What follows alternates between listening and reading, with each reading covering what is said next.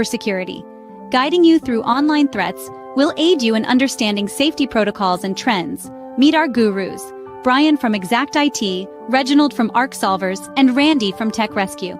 Together, we'll delve into current events and hot cybersecurity topics, helping you comprehend their impact. Stay informed, stay secure.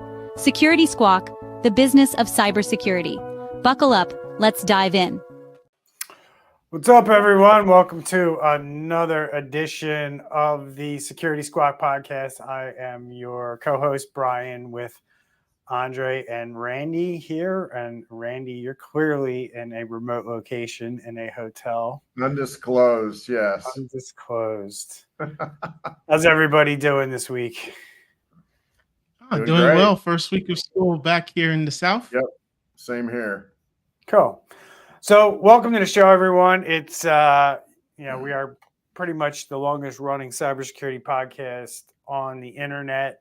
We're your go-to source for breaking down complex cybersecurity issues into simple, easy to understand language. So you really start to grasp the impact of what, cybersecurity means to you, what it means to potentially your job, your life, how this is going to impact you now and in the future. Because I always say this, but I think we're just scratching the surface here with how bad cybersecurity is going to impact people's lives in the future. And it's interesting to me because we have this thing called AI that's kind of sitting over top of, I guess, the buzz around cybersecurity. And I guess me going into this business, right? And we all run businesses that deal with cybersecurity.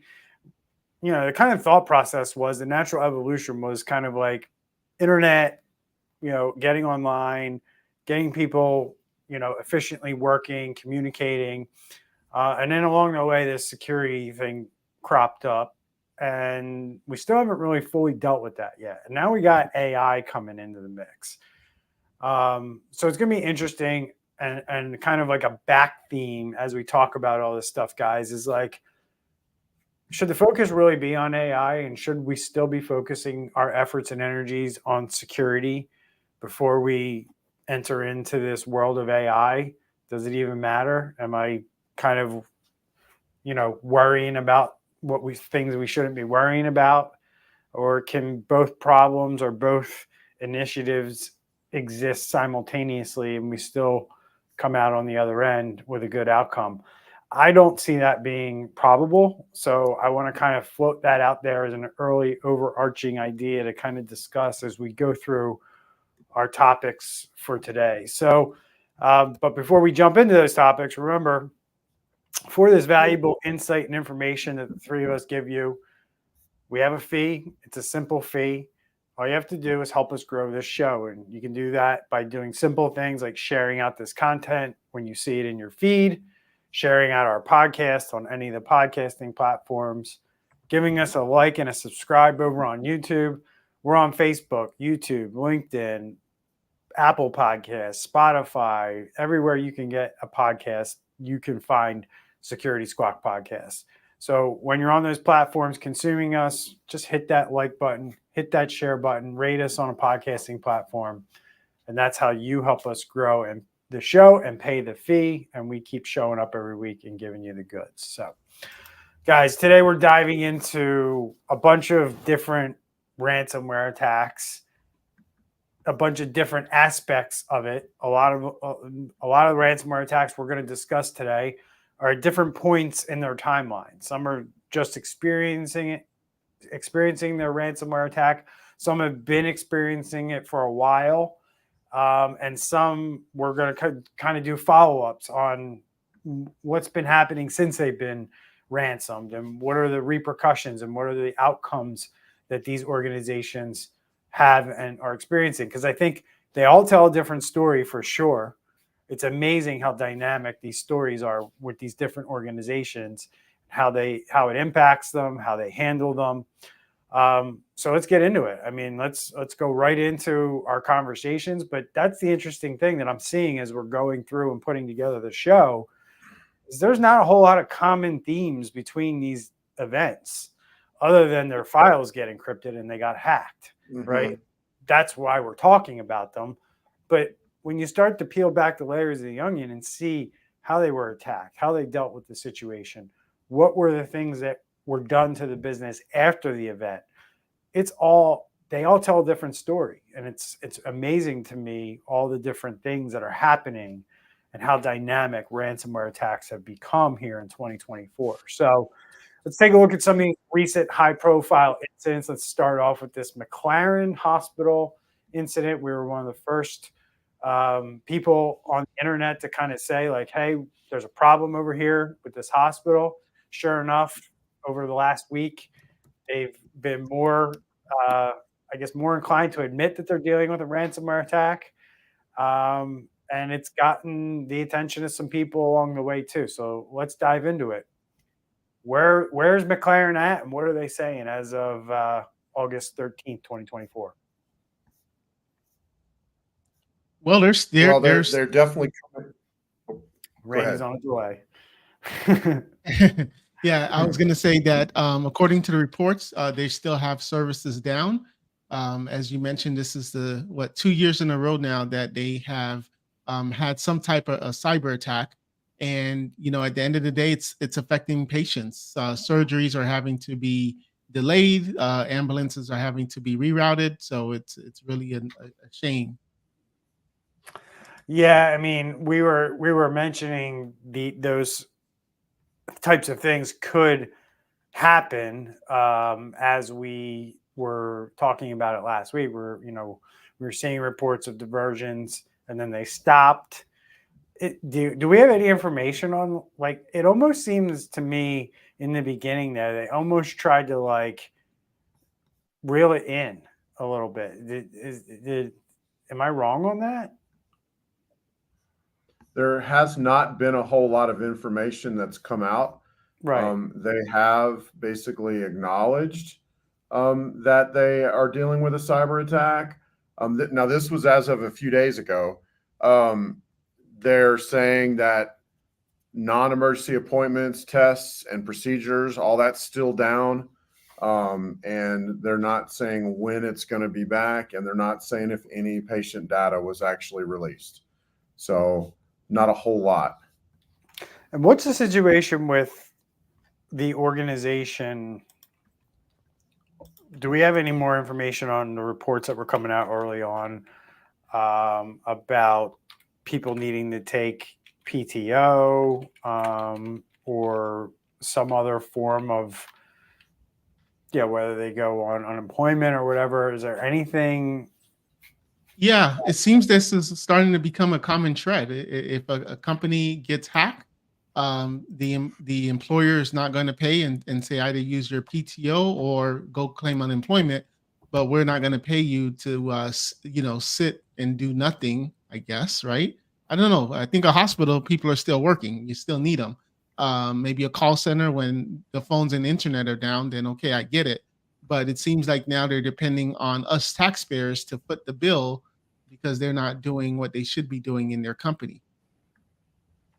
Yeah, so it looks like a few hospitals are on ambulance diversion, but for the most part, they feel like their emergency departments continue to be operational and open to patients arriving for care.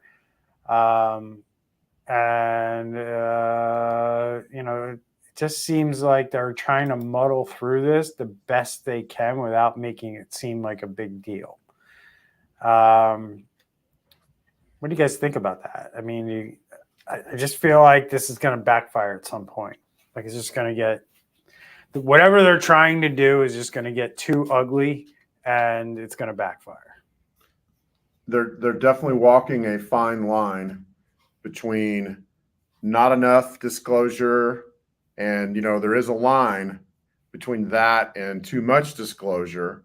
And then if you don't disclose it in the exact right way, you could open yourself up to lawsuits and all kinds of stuff like that. And, theoretically, if they downplay it, we've seen how I believe it's SEC has come after companies that are publicly traded because information wasn't released to the shareholders, because that affects the price of the stock, and information was withheld. So I would say also potentially you have a case there. If they don't release just the right amount of information, they could find themselves in trouble with the government because they're a publicly traded company. And that could affect their stock price.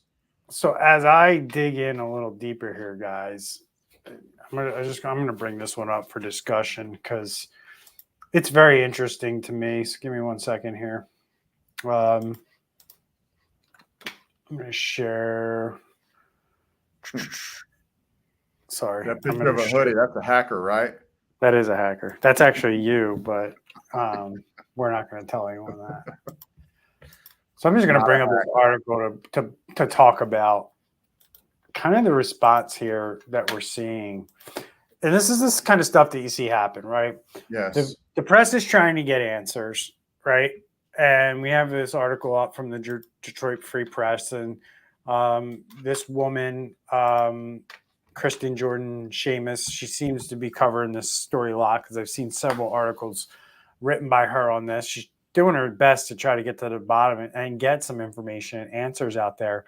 As she says in this article, details are scarce about what data was leaked in the McLaren cyber attack, where she went to the Michigan AG because probably she's not getting answers from the hospital, right? So she goes to the Michigan AG, and I just want to kind of read the answers that this attorney general has given, and then we can kind of discuss it, right? So she just kind of says details about what information is scarce. And then this is the response. These events serve as a clear warning that our most private information is under constant threat from cyber criminals. I encourage everyone to be diligent in safeguarding their accounts and to be on the lookout for any indications of personal data exploitation. Unfortunately, at this time, information is scarce as to what information may have been exposed. While more than 30 other states have laws requiring state notification of significant breaches, Michigan is not among them, and consumer protection agencies like ours often only learn of these attacks by media reporting. So what are your thoughts on that statement? There's a lot to be said there. I mean, number one, Michigan's behind the times when it comes to data breach reporting laws. Yes. Number two, I like this whole paragraph right here. There's so many things wrong with this in my mind. It's not even funny. Okay, yes, let's state the obvious. Let's state what Brian and Andre and Randy come on the podcast every week and say that, you know, cyber criminals are after your private information like crazy right now. And then she says, I encourage everyone to be diligent in safeguarding their accounts and to be on the lookout for any indications of personal data. Like we have control over what McLaren does with our data. No, right. This is the problem. Yes. Thank you, Randy. This is the wrong attitude to put this on the patients of the hospital or to put it on any individual who is just doing business with another entity who didn't protect their information like they should have. And our response is, well, I encourage everyone to be diligent. What the hell does that even mean? Like, yeah, I know how to be diligent because I'm a cybersecurity expert. But if you say that to my mom, she's going to be like, what do I do?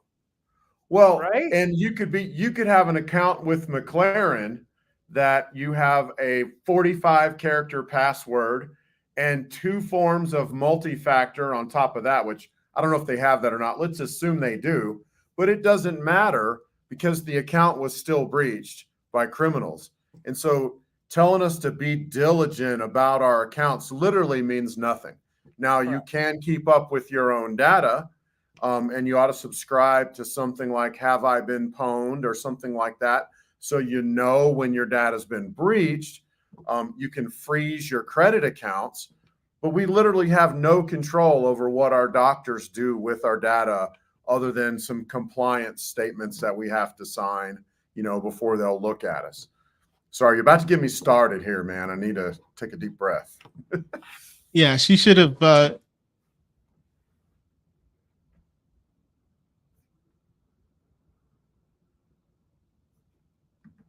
ahead, guys. Go ahead. All right, my bad. Randy, you got to help me out. I was in the middle of doing something on my other screen. You got to. Sorry, my daughter walked in. I'm sorry. And No she worries. didn't close the door. Close the door. Sorry about that, guys. School starts tomorrow for us, you know. It happens. All right. So what I was saying, what I was going to say is that she should have saved her sentence there, and she should have now turned that effort to the legislators to say this is what the Michigan, legislators need to do. They need to put better laws in place that hold these hospitals or hold these companies that have our personal information. So that I, as the, attorney general, can now make sure that my prosecutors go after these CEOs. That's what she should have said.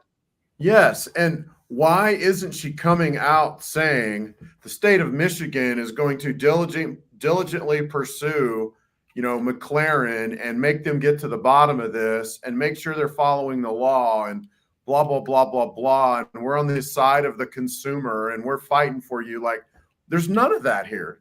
Like I said, y'all are getting me started. This is a little bothersome. It is, but it's also good. It should be bothersome to you, Randy, because it's indicative of the state of where we're at right now. And it can be a lot better if people would just put some effort into this stuff, right?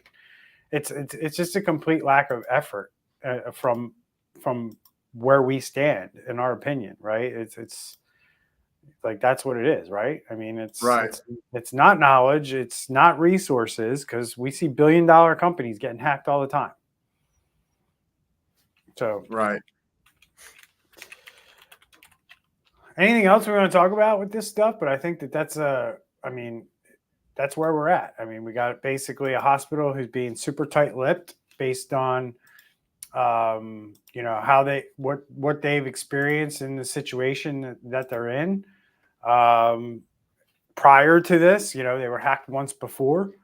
And now we're seeing them deal with this situation because, it's interesting. We're seeing a major hospital organization, a major company in the US dealing with their second major ransomware attack. So it's interesting to see how they go about this the second time around. And really what they've learned and how they're going to use that to their advantage or not, right? And we're seeing it, right? We're seeing things like go use your PTOs or employees, which, really, guys, Crown was the first time I saw that. Like, have you really seen that before Crown? No, like, I haven't really seen companies literally going and saying, go collect, unemployment or take time off. Crown was like the first one where I really saw it publicly. Crown is the forklift company. Yeah. Okay. Yeah. They man. But all of a sudden in the last 3 months, now all these companies are doing it. So which law firm was it? Was it Kroll? Which incident response firm was it that is now coming in and giving advice to these companies, telling them, go tell your employees to go do this? Because we did it with other companies. Look, because the same companies are responding to this stuff. That's the other, taboo thing that nobody wants to talk about is there's like 3 or 4 companies who deal with all these incident responses. Right. They may have just read it in the news. And so maybe they're just thinking that's what they need to do. I don't know. Maybe they got a small-time lawyer that read it. I don't think it's small time. I think this is what the big-time lawyers are advising these companies. Right. Like, go tell like when it's happening on like day 1 or day 2 of the event, and that's what we're seeing is employees coming to the internet, going to Reddit, going to Twitter within a day or 2 of these attacks saying, I'm being told to go collect unemployment, or I'm being told to go on PTO. But it doesn't make sense. I mean, not what you're saying doesn't make sense, but if I'm a middle class employee at the hospital making, let's just say $75,000 a year, unemployment's going to give me what, $300-400 and a deep EBT card to go and spend $100 at Walmart. So it's not even going to cover my expenses. And looking at the revenue of McLaren, $6.4 billion net revenue. So they've got some money in their account, So Yeah. why are they being so cheap? And it's one thing to say, hey, look, our payment, like the way we pay you, that system is down. That's why we need you to go to unemployment. But if you're telling them to use PTO, you're basically saying we could still pay you. We just don't want to pay you from our general funds. We want you to use your time off. Yeah. Right. Lower another liability of theirs. And I just noticed something. We were talking about the Michigan Attorney General, saying things that are irrelevant. And our very next article's also talking about Michigan government and their response to this. Maybe we have people out there that are from Michigan that can chime in and tell us, hey, what's going on in Michigan? Why don't they have reporting, laws or reporting laws for things like this? Why is their government acting so clueless? Where's Ryan O'Hara when we need him? Where's who? Ryan O'Hara when we need him. Yeah, exactly. Exactly. Is he downstairs? Go call him. Yeah. Randy, help me out. What were you referring to? So we have an article about the lawmakers calling for increased penalties. That's the one you're talking about. Yeah. Let's get into that one because right out of Michigan, where that attorney general was from. Yeah. So this is what I was talking about at the top of the show, where I was saying it's getting the attention of a lot of people, and obviously this ransomware attack, second one on McLaren, is getting the attention of Michigan lawmakers. So where are we at with this? What are what lawmakers are calling for increased penalties for ransomware attacks against Michigan hospitals, and why are they focusing in on that? Is this knee jerk, and does this really get this state up to where it needs to be in terms of its laws, right? Like it seems to me like you're just focusing in on this because a major hospital in your state got attacked, and now you're like, oh, we got to have increased ransomware attack penalties for ransomware attacks against Michigan hospitals. Like that just screams to me somebody who's really clueless about what's going on out there. Like if you just want to focus on that narrow of a slice of what's going on out there, you're missing the boat, in my opinion. What are your thoughts? I was gonna let Andre chime in. Oh, okay. Well, I was going to steal your thunder, but I'll say it anyways. Then, so you had mentioned in the green room that these cyber attacks and the people behind it, 99.999% of them are not here in the United States.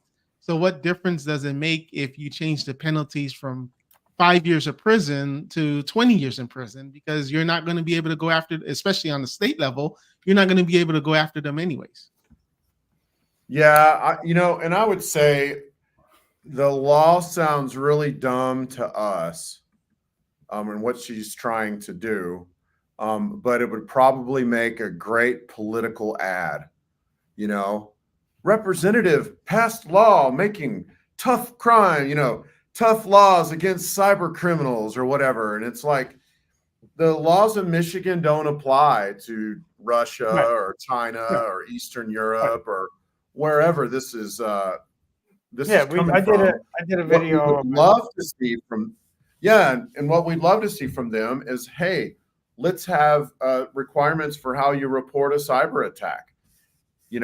We've had those in Texas for several years. We have laws that are on top of HIPAA that make HIPAA more stringent. We've had those for over a decade. And we've had these the cyber incident reporting laws, I think for 5 years now. Come on, Michigan, stop making fun of Texas and catch up. This is 2024. So is the approach that, in your opinion, and I'll ask this question to both of you guys. I don't want to do that. I almost closed out the podcast. Get my train of thought back here. Sorry about that. So what you said there, Randy, where you're like, look, going about it this way isn't the best way to go about it. Focusing on the guys across the pond who are probably doing this, who we couldn't find them if we put a $80 million bounty on their head.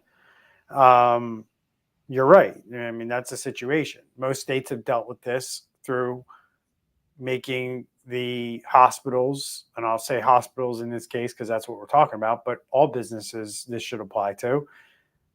The states need to make the businesses in their state do things when it comes to cybersecurity. One is, in my opinion, do more to protect data, right? Make them do more. Make them follow a framework. Hold them accountable to it when they don't follow it. The other side of it is you need to make sure that you have reporting requirements in place. Somebody shouldn't be allowed to decide when, where, and how, and what they're going to release for information when they're dealing with this. And this is exactly what we're seeing with McLaren. They've been through this before. They know what the deal is at this point. They know what they're allowed to say or what they have to say and when they have to say it. And they're clearly playing their cards very close to the vest when it comes to this stuff. It's no secret if you watch this show, I'm a huge proponent of people being upfront and forthright with their information when dealing with a cyber attack, because it helps other hospitals, it helps other cyber defenders deal with the current threat that's out there if they have information. So I don't agree with any, like, this is like, Randy, you want to write a course on how not to do a cyber response or a ransomware response? I think this would be a nice case study for that course. Mm-hmm. So, thoughts, Andre? No, I think the McLaren's going to really need to clean house, because just same thing, man, for it to be happened 2 years in a row, for it to happen twice in the last X amount of years, they're really going to need to see. And just imagine if it turns out it happened a similar way or the same way.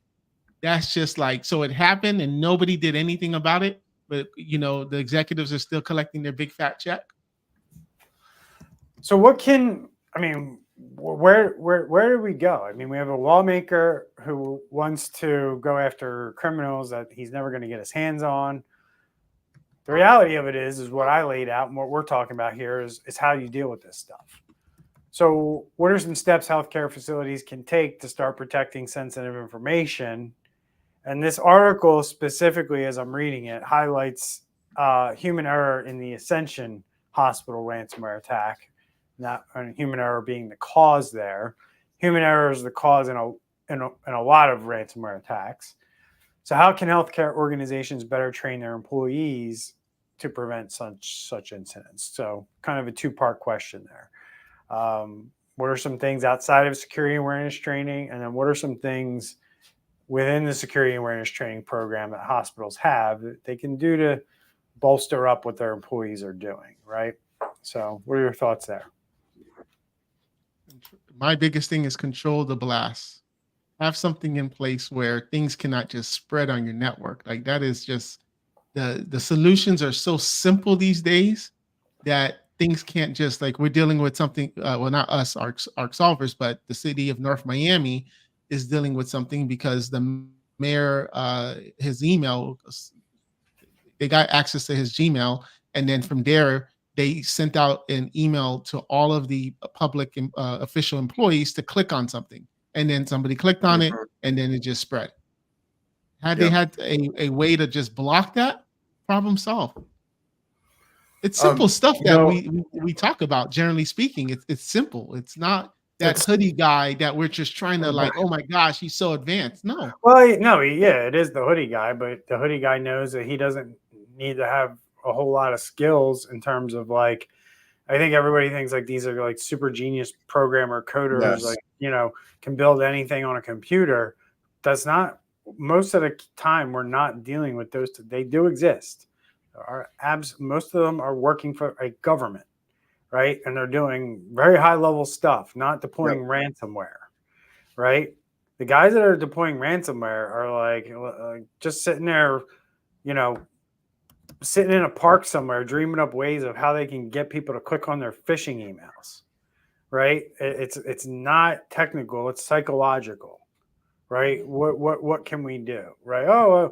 As crazy as it sounds, let's get access to the CEO's Gmail, and if we can get access to the CEO's Gmail, let's blast everybody in his company an Yep. email from his Gmail and see if we can get them to click on anything. Yep. Most people are going to go, who would fall for that? Well, the city of North Miami has an employee who fell for it, and guess what? I see it all the time. I see shit come in from like Gmail accounts where people are like, did this really come from the CEO? Look at the from address. Right. Well, that's the from address. That's the email. That's his Gmail. Well, you shouldn't be using that in official business communication, number one. So what does that tell you? That the city of North Miami has a lack of policy that trains their employees that we don't do things this way. And he may not have been using it. That is kind of a disturbing thing. So 365, Microsoft, if you go into the admin panel, it will tell you, hey, make it where your users can all reset their own passwords. How do they get to where they can reset their own passwords? They got to enter their phone and they got to enter their Gmail or their Yahoo or whatever, which allows them to reset their own passwords. Microsoft's pushing for that. So I could see the bad guys, wanting to get into this. And I was going to comment on something else. There's a lot hospitals can do, like ingesting all the data, looking at everything from a cybersecurity standpoint.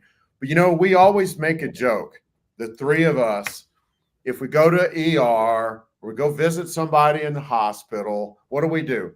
First thing I do when I walk in the room after say, hey, hi, how you doing? When I'm sitting there, second thing I do is I look at the monitor in the room and I look to see what OS they're on. And we see a ton with Windows 7, which has been expired for 5 years-ish. We see Windows XP, which has now been expired for 10 years. But I will say a positive thing that I saw, I mentioned it on the show probably 6-8 months ago. We were in a hospital and the hospital had cybersecurity tips as screensavers. And they were things like this, don't action on a Gmail from the CEO. He's not going to send you an actual business email from his personal Gmail. But what I'm getting at is that they really need to raise awareness of cybersecurity within the hospital community. You have to create a culture of cybersecurity. We do this internally. We get a weird email. We take a screenshot. We post it in our company chat. We talk about it. I literally saw 2 today in my quarantine, but I took screenshots and put it in our company chat, and made little jokes and this and that. But all of that, along with the training, raises awareness, and then people are less likely to click on stuff like this, and it helps to remove some of the risk of human error. Yeah, Go ahead. I was going to play devil's advocate real quick on this because McLaren Hospital has approximately 28,000 employees. Let's just say out of those 28, half of them have some type of device they're using every day, right? That's 15,000 employees, 13 hospitals. And when I looked up what happened in 2023 as far as the cyber attack that they had, they said that they didn't take security measures such as lack of encryption for sensitive data, insufficient network segmentation, and potentially outdated software and systems that were not fully patch or protected. So if I'm the IT director, I'm like, there's no way I can do this in a year to get this hospital back where it should be. So that could be another thing, is where they were in the process of doing it, but they just got hit from just a different angle that they just couldn't get to fast enough. I'm going to say it's probably part of that. That's probably part of it. 100% is that they didn't get to the things they knew they needed to get to quick enough, because, a year is not a lot of time. And if you have a lot of gaps, it's going to take you a while to fill those gaps, depending on what your budget and your resources look like, for one, right? But at the end of the day, you're 100% right. I mean, the hackers that got them the first time, Andre, said we have backdoors all over the place in your network. Well, if this is the same group or a faction of that group, there's the proof, right? I think we're going to find out that this hospital, honestly didn't do a whole hell of a lot in the last 9 or 10 months.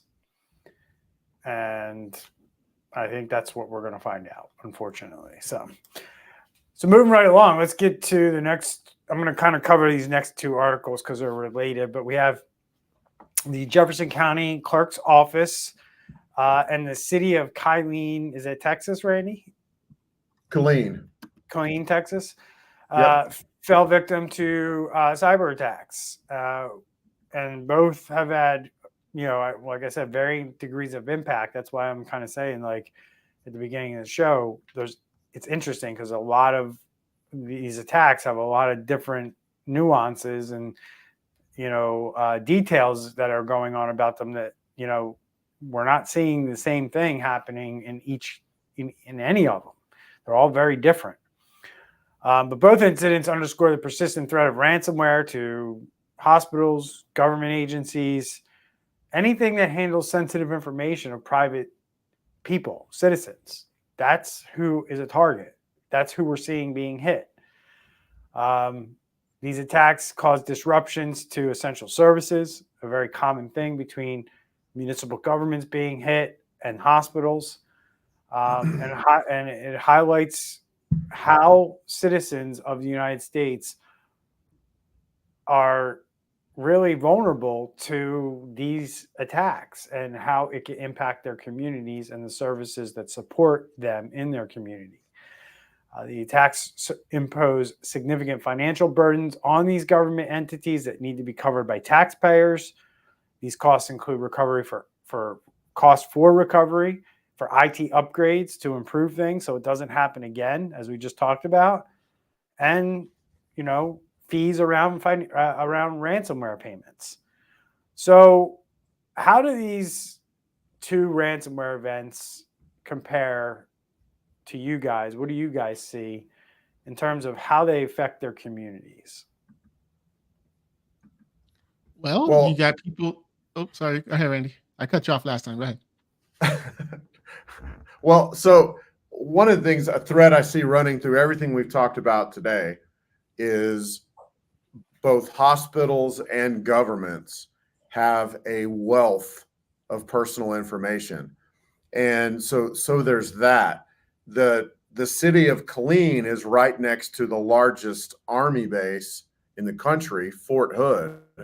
And so there's probably 20,000 of their residents that are active duty military because they all live in Killeen, Belton, Temple, Copperas Cove. There's like 4 cities along there. They all live, unless they live on base, but most of them live off base. And, going back to like the previous, when the previous section, when Andre was talking about the mayor of that city in Miami, his personal Gmail. Well, the bad guys could use that information from Killeen to get into some personal Gmails, maybe of some generals or some high up officers, even some people in the military, just, your regular rank and file, quote unquote, that could be very detrimental to national security. So the thread I see running through all of these is the personal data is a gold mine for the criminals. One thing I'm also seeing in these articles is that you have people going to pay their water bills and come to find out that they can only pay via cash, check or money order, but they can't pay with any type of like credit card. So basically they just have to leave something with them physically. So you're not updating your residents. You're not using any type of services to communicate with your residents. Don't come to City Hall to do anything unless it's essential. Don't waste your time because people are coming there to just swipe their credit card or whatever, and they're not accepting it. Another thing that I saw specifically with Jefferson County is you have the city clerk talking about CrowdStrike and cyber attack, which they're not linked in the sense of like he's confused. And also, it also kind of leads me to say, was there some type of phishing email to say, hey, this is something related to CrowdStrike. We needed to click on this. and this is how they fell for it. The fact that he's mentioning CrowdStrike a couple of times tells me that something suspicious is there. Related to that. Yeah.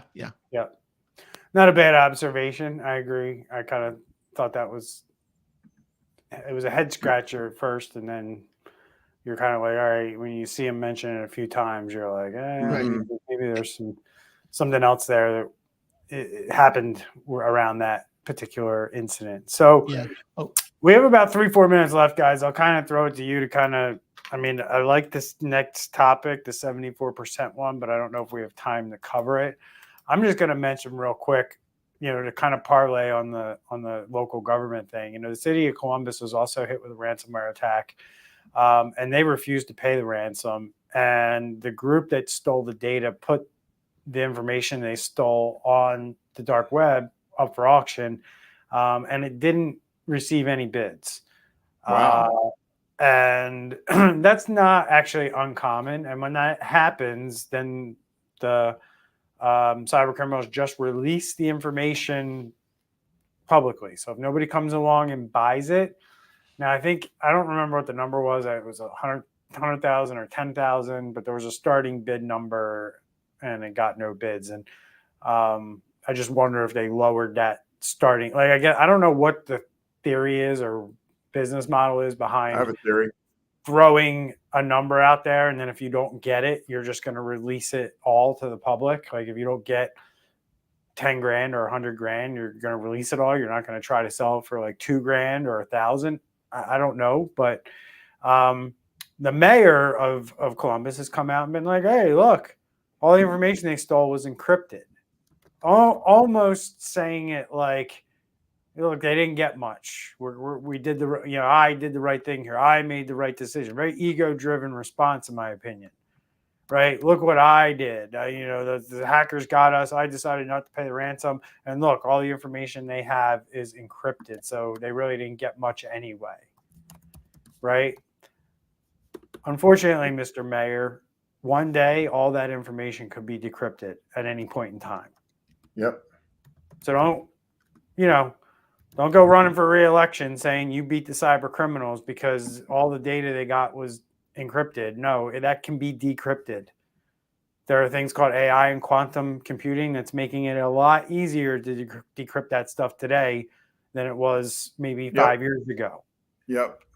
Right? So as Randy yeps me to death and tells me I'm right for everything, Mr. Mayor, I know you're not watching our podcast, but people that are know that I'm talking the truth here, right? And this guy, because you're just saying so many things I want to comment on, like the quantum comment. When the criminals get full access to quantum computers, most of the encryption is going to fall. In fact, there's now quantum proof encryption, which is being encouraged for everybody to switch to it. And because when quantum computing becomes widespread, they're going to be able to decrypt things relatively easy. So if you do subscribe to like a dark web monitoring service and you get, hey, your information's been exposed, but your passwords is really long string of characters and not really your password. Well, it's really your password. It's just hidden behind those string of characters, and one day it'll be revealed. Mm-hmm. Yep. So that's what we're saying, just to kind of break it down for you. So I think next week we'll start off the show with the topic of why 74% of ransomware victims are hit again, because we think that's a very high number, and we think it deserves some talking about. So we'll either make that the whole show or part of the show next week. But we're out of time for this week, and we will see everyone next week. Stay safe out there, and we appreciate everyone paying the fee. Take care.